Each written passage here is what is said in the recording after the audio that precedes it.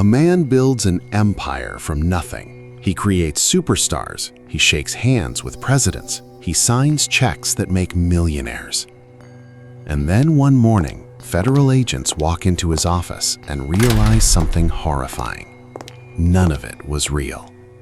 Not the planes, not the companies, not the wealth. Just the signatures. For 20 years, Lou Pearlman convinced over 1,000 people to hand him their life savings. He didn't use a gun. He didn't break into their homes. He did something far more effective. He made them trust him.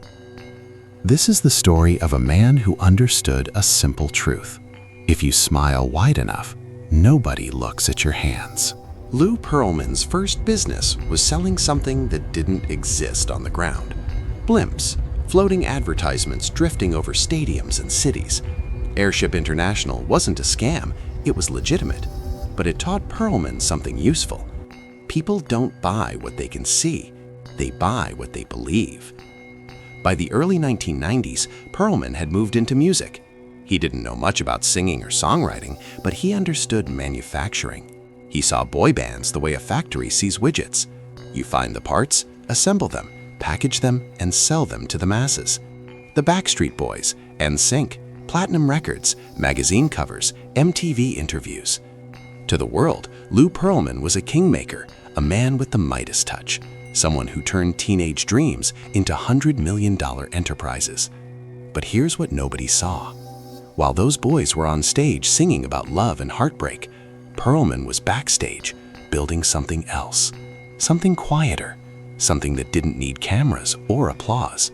He was building a machine that ate money, and it was hungry. Pearlman understood something most people never learn. Trust isn't earned, it's engineered. He didn't need to be honest, he needed to look successful. So he bought a mansion, he drove luxury cars, he threw parties where celebrities showed up. He made sure his name appeared in newspapers next to words like mogul and visionary. When potential investors Googled him, they didn't find a criminal, they found a winner. This is the psychology of the con. You don't convince people you're trustworthy by being trustworthy. You convince them by looking like someone who doesn't need to lie. Pearlman knew that the Backstreet Boys were his greatest asset, not because they made him rich, though they did, but because they made him credible. When he pitched investment opportunities, he casually mentioned his music success. The implication was clear. If this man can create global superstars, imagine what he can do with your money. But there was another layer to his strategy. He didn't advertise. He didn't cold call strangers. He started with friends, family, people who knew him. And when those people received their first check, on time, as promised, they became his sales force. They told their neighbors, their coworkers, their church groups, "You should invest with Lou. I've been getting 12% returns for 2 years." One woman was a retired school teacher from Orlando. She'd spent 30 years teaching 5th grade.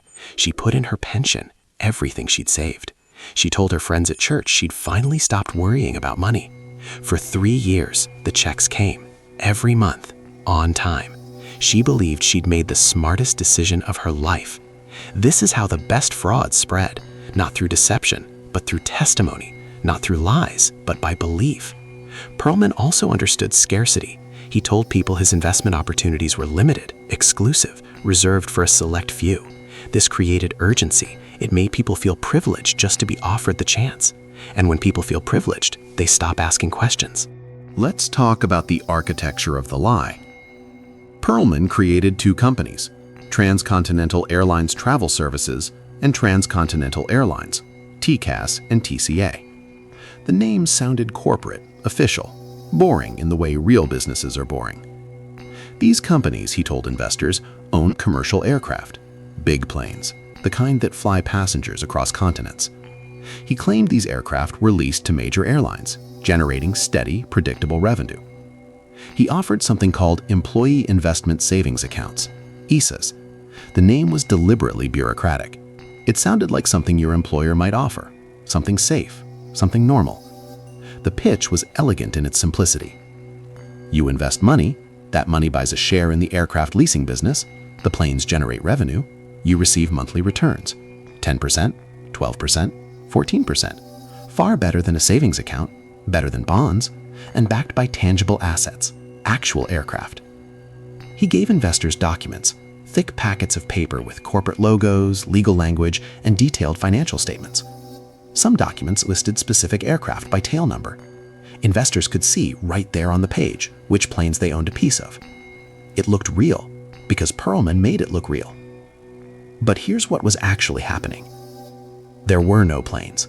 The companies didn't own aircraft. The leasing agreements didn't exist. The revenue was a fiction. So where did the money come from when investors received their monthly checks? From the next investor. This is the defining characteristic of a Ponzi scheme, named after Charles Ponzi, who perfected the model in 1920. You pay old investors with new investors' money. You create the illusion of profit without producing anything of value. As long as new money flows in faster than old money flows out, the machine keeps running. And Pearlman had one more trick to keep it running longer. He encouraged investors to reinvest their returns. Most people, watching their account balance grow on paper, chose to leave their money in the system. This meant Pearlman didn't have to actually pay them. He just updated a number in a ledger. The money existed only as ink on a statement. And ink is cheap. At this point, Pearlman didn't need new lies. The old ones were still working. Why did intelligent people fall for this? Because the lie was built on a foundation of truth. Pearlman promised high returns, but not impossible ones. He didn't claim he could double your money in 6 months. He offered 12% annually, high enough to be attractive, low enough to be believable. And then he delivered. Month after month, checks arrived. Account statements showed growth. For investors, this wasn't theory. This was evidence. Their money was making money. They could see it. They could deposit it. Why would they question it? Pearlman also maintained the theater of legitimacy. He sent newsletters. He held meetings where he discussed the business in vague, technical terms. He used industry jargon, tail numbers, depreciation schedules, lease rates. To people unfamiliar with aviation finance, it sounded sophisticated. When you don't understand something, you have 2 options: admit ignorance or trust the expert. Most people choose trust. There's also a phenomenon psychologists call cognitive dissonance. Once you've invested money, you have a psychological incentive to believe it's working. Questioning the investment means confronting the possibility that you've made a terrible mistake. That's painful. It's easier to believe everything is fine. And when your friends are also invested, when they're also receiving returns, when everyone around you seems confident, the social pressure to believe becomes overwhelming. This is why Ponzi schemes often cluster in communities, churches, social clubs, immigrant groups, places where trust is high and questioning feels like betrayal. Pearlman exploited all of it. By now, the fraud wasn't hidden, it was protected by the very people it was destroying. The warning signs weren't hidden, they were ignored. Pearlman's companies weren't registered with the Securities and Exchange Commission. This wasn't an oversight, it was a federal crime. The investments he was selling met the legal definition of securities. They required registration, they required oversight, they required audits. None of that existed. The returns were too consistent. Real investments fluctuate. Markets go up and down. Airlines have good quarters and bad quarters. But Pearlman's program showed steady growth year after year, regardless of economic conditions. That's not how money works. That's how lies work. When investors asked for specifics about how the business generated revenue, Pearlman gave vague answers wrapped in complexity. He talked about strategic partnerships and proprietary leasing structures. It sounded impressive. It meant nothing. A few investors tried to verify his claims. They called airlines that Pearlman said he was working with. The airlines had no record of any agreements. When confronted, Pearlman explained it away. Confidentiality clauses, different corporate divisions, industry secrecy. And most investors accepted the excuses because they wanted to. There was no independent verification, no third-party audits from reputable accounting firms. Pearlman provided his own statements, his own documents, his own proof. He was both the accountant and the account. That should have been enough. But people didn't want to believe they'd been fooled, so they didn't. This is where most Ponzi schemes collapse. Pearlman didn't. Not yet. By the early 2000s, Pearlman had been running the machine for nearly 2 decades. He'd refined it, perfected it. The money flowed in, the checks went out. The system hummed. But there was a problem he couldn't solve. Ponzi schemes don't have equilibrium. They can't maintain. They either grow or they die. There is no steady state. The math doesn't allow it. Every month, Pearlman needed more new money than he paid out in returns. Not the same amount, more. Because the base of investors kept expanding. Because people kept reinvesting. Because the promised returns compounded. The machine required exponential growth just to stay alive. And nothing grows exponentially forever. By the mid-2000s, the flow of new investors had slowed. The pool of potential victims in Orlando was tapped out. Word of mouth had reached its limits. Pearlman tried expanding to other cities, other networks, but the returns were diminishing. Meanwhile, some of the early investors, the ones who'd been in for 10, 15 years, started wanting their money. Not just the returns, the principal. They wanted to retire, to buy houses, to access the wealth they thought they'd accumulated. And Pearlman couldn't pay them, because the money didn't exist. The first signs were small: a check that took an extra week to arrive, a phone call that went unreturned, an excuse about temporary liquidity issues that sounded reasonable enough. But then more checks were delayed, then some bounced. Panic doesn't spread slowly, it metastasizes. One investor called another. That person called 5 more. Within weeks, dozens of people were demanding answers, demanding their money. And Pearlman was running out of answers. In 2006, a group of investors filed a lawsuit. They alleged fraud. They demanded to see the aircraft. They wanted proof that the assets existed. Pearlman stalled. He hired lawyers. He provided more documents, more statements, more explanations. But the lawsuit brought attention, the kind of attention that destroys frauds. The FBI opened an investigation. The Federal Trade Commission started pulling records. Agents began interviewing victims, tracing money, examining documents. What they found was a void where a business should have been. The aircraft didn't exist. The leasing agreements were fabricated. The financial statements were fiction. Every document Pearlman had ever provided was either forged or meaningless. The companies weren't companies, they were names on paper.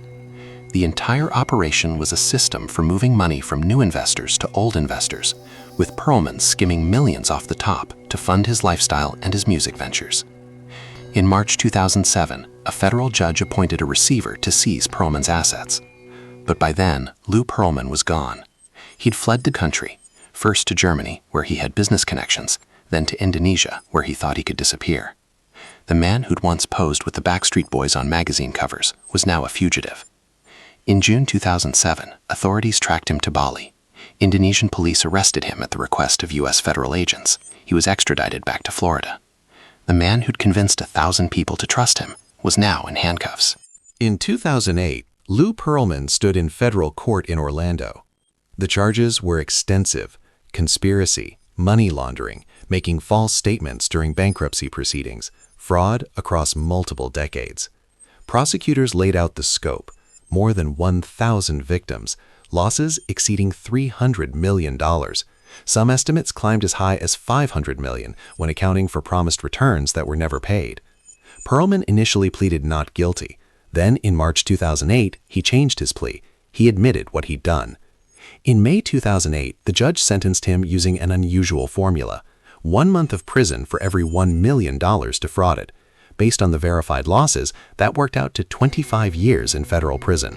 For a 53-year-old man, that was a life sentence. The judge also ordered restitution, but everyone in that courtroom understood the reality. Most of the money was gone, spent on mansions and luxury cars, used to fund boy bands and music videos, paid out to earlier investors who thought they were earning legitimate returns, dissolved into the machinery of the fraud. A court-appointed receiver spent years trying to recover assets. They liquidated Pearlman's properties, they tracked down bank accounts, they pursued what little could be found. In the end, some investors received a fraction of what they'd lost. Many received nothing at all. The retired school teacher who put in her pension, she got back 11 cents on the dollar. After legal fees and administrative costs, her life savings became a check for $6,000. She died 4 years later, still broke. Lou Pearlman served 8 years in federal prison. In August 2016, he died of cardiac arrest, He was 62 years old. The music he helped create still plays on the radio. The Backstreet Boys still tour. NSYNC songs still stream millions of times a year. The money never came back. The Lou Pearlman case isn't just a story about fraud. It's a case study in human psychology and the mechanics of deception. Here's what it reveals. First, success in one domain doesn't transfer to another. Pearlman's achievements in music gave him credibility he weaponized to commit fraud. His legitimate success became the tool of deception. Second, consistent returns are a red flag, not a selling point. All real investments carry risk. They fluctuate. They have bad years. When someone promises steady, above-market returns year after year, they're either lying or about to be caught. Third, complexity is a tool of deception. Pearlman buried his fraud in jargon and technical language. When people don't understand something, they either walk away or assume it's sophisticated. Fraudsters count on the latter. Fourth, documents can be forged. Pearlman provided statements, contracts, reports, all fabricated. Paper isn't proof. Independent third-party verification is. Fifth, lack of regulatory registration is disqualifying. Pearlman's programs weren't registered with the SEC. That alone should have ended the conversation. Checking registration takes 5 minutes. Most investors never did it. Sixth, social proof is dangerous. People invested because their friends invested, but fraud spreads through networks precisely because trust spreads through networks. Your friend's confidence doesn't make something legitimate. It makes it contagious. Seventh, the legal system can't make you whole. Pearlman went to prison. The investors didn't get their money back. Justice and restitution are not the same thing. Prevention is everything. Recovery is almost nothing. Lou Pearlman understood something essential about human nature. We don't see the world as it is. We see the world as we want it to be. We want to believe that success is achievable, that smart people can show us the path, that there are opportunities we're lucky enough to access, that trust is rewarded. Pearlman built a lie on top of those wants. He didn't force anyone to invest. He made them want to. He created a story so appealing, so reinforced by evidence and testimony and monthly checks, that questioning it felt foolish. And for 20 years, it worked. The machine ate money. Pearlman lived like a king. Investors watched their balances grow on paper. Everyone believed because belief was easier than doubt. Until it wasn't. There's a lesson here that goes beyond investment fraud. It's about how we process information, about how trust is given and how it's exploited, about the difference between evidence and appearance. Pearlman's fraud worked because he understood that people make decisions based on emotion, then justify them with logic. He gave them the emotion, excitement, exclusivity, confidence, and then provided just enough logic to let them convince themselves. The people who lost money weren't stupid, they were human. And being human means being vulnerable to stories that promise more than reality can deliver. Lou Pearlman died in a prison cell in Florida. The investors he destroyed are still living with the consequences. Some lost their homes, some lost their retirements, some lost their belief that the world is fundamentally fair. The music he helped create still plays in shopping malls and on oldies radio stations.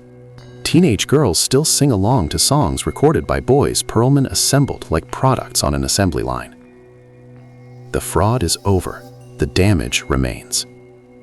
Some stories don't end with justice. They end with a lesson. And the lesson is this: when someone offers you something too good to be true, believe the second part, not the first. Write in the comment section if you've ever fallen for this type of fraud and what you learned.